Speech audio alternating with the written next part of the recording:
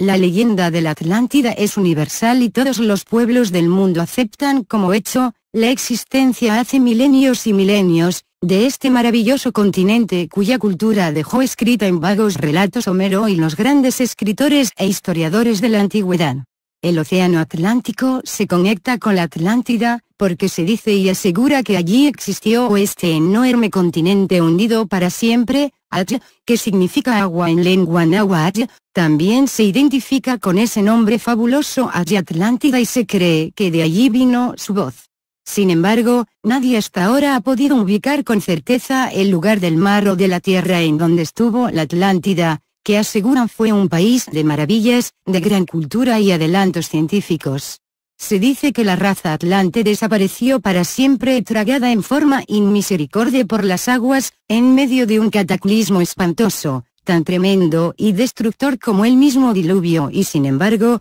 relatos y leyendas aventuradas hacen suponer que algunas de las razas y pueblos que llegaron a Mesoamérica, especialmente la maya, fueron originarios del continente perdido. Esta aseveración se presta a discusiones y agrias polémicas, puesto que asegura que los teotihuacanos fueron también atlantes y que los olmecas y que los mixtecos y que muchos habitantes de América, antes de la conquista, llegaron de la Atlántida. El obstáculo principal para aceptar esta teoría la presenta el lenguaje, pues la lengua hablada por mayas, toltecas, mixtecos, zapotecas, totonacas, teotihuacanos y olmecas eran y siguen siendo distintas y sus culturas también, aunque se han encontrado ciertas semejanzas tanto en sus cuestiones políticas como religiosas. Pero es que tanto el antropólogo, como el arqueólogo, como el investigador, piensan en la Atlántida como un solo continente, con una misma cultura y un mismo idioma, unas mismas costumbres y una sola religión, y no hay una cosa más equivocada,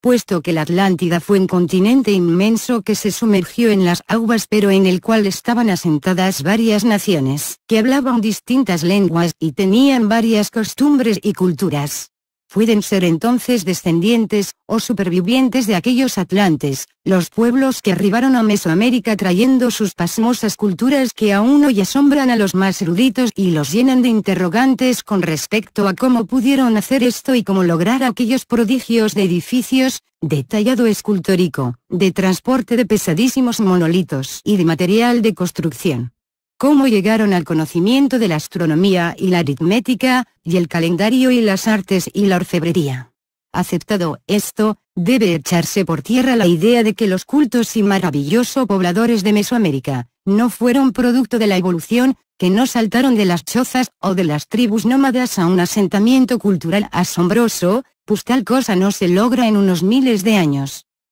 ¿En dónde estuvo y existió pues la Atlántida? Cuentan los viejos más viejos que los viejos, que allá en los tiempos remotos, cuando el mundo y el mar tenían otra forma, florecieron por el lado poniente, o sea el mar Pacífico, una formidable cultura que se localizaba en el continente de Lemuria. Los lemures fueron tipos que habían llegado a una casi perfección en leyes, artes, cultura, religión, sociedad, etc. Por el lado del oriente o el pavoroso mar Atlántico, estaba el inmenso continente de la Atlántida, en donde también se había alcanzado un alto grado de madurez cultural, artística, política y de organización social y religiosa. Se trabajaba en los metales preciosos y las piedras finas. Entonces ocurrió el más formidable cataclismo de que se tenga memoria. Se levantaron los mares, se revolvieron las montañas, se hundieron los continentes y surgieron otras tierras, y en medio de ese caos espantoso, algunos lograron sobrevivir,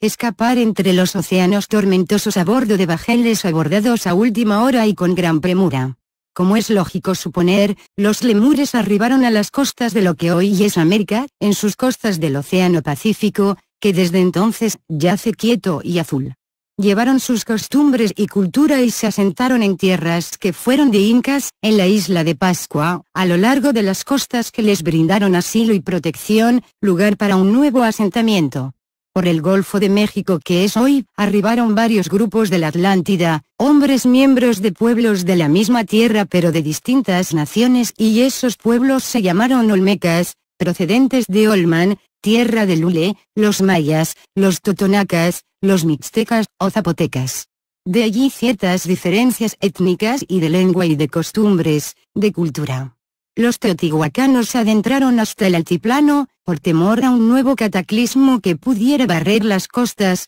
buscando la seguridad de una altura que los mantuviera al margen de un nuevo desastre. Tal dicen los viejos más viejos que los viejos, que no dejaron crónicas escritas ni talladas de este suceso, porque todos estos pueblos lo sabían y conocían. No hay detalles de esta arribazón de gentes procedentes de la Atlántida y todos son atlantes como hoy pudieran ser europeos los alemanes, franceses, ingleses, italianos, etc., que no son idénticos ni en lenguas, ni en costumbres, ni en sangre. De allí la divergencia también de las dos culturas correspondientes a las costas americanas, la peruana, la inca, los viricochas, los gigantes del Machu Picchu, la cultura del Valle de Nazca, los colosales monolitos y construcciones de Tiahuanaco, en fin. Dicen los viejos más viejos que todo esto sucedió mucho antes de que los chichimecas, los otomíes y esas tribus nómadas se unieran en un plan belicoso y destructor, para apoderarse de los grandes centros culturales y religiosos y destruir esas asombrosas civilizaciones de las que por fortuna aún nos quedan vestigios sorprendentes. Esta puede ser la explicación de las grandes incógnitas de los calendarios, de los numerales, de las cuestiones astronómicas, de cómo pudieron trasladar enormes piedras, bloques, monolitos y construir altos edificios, haciendo uso de su gran conocimiento de la hidráulica, de la física, de la mecánica y de todos esos elementos que les facilitaron esas obras titánicas. Todo esto cuentan los viejos más viejos que los viejos y asegura que lo contaban los olmecas, única raza de la cual no se conservan escritos, de la que se desconoce su lenguaje y sus caracteres ideográficos, porque decían con gran razón, que todos los pueblos sabían su origen, su tragedia y nadie olvidaba el gran cataclismo que los arrojó a estas playas. Eran tiempos en que el mar no estaba en donde está y la tierra tenía diversas formas, unas formas distintas a las actuales. Esta es la leyenda que se va deformando y olvidando al paso de los siglos.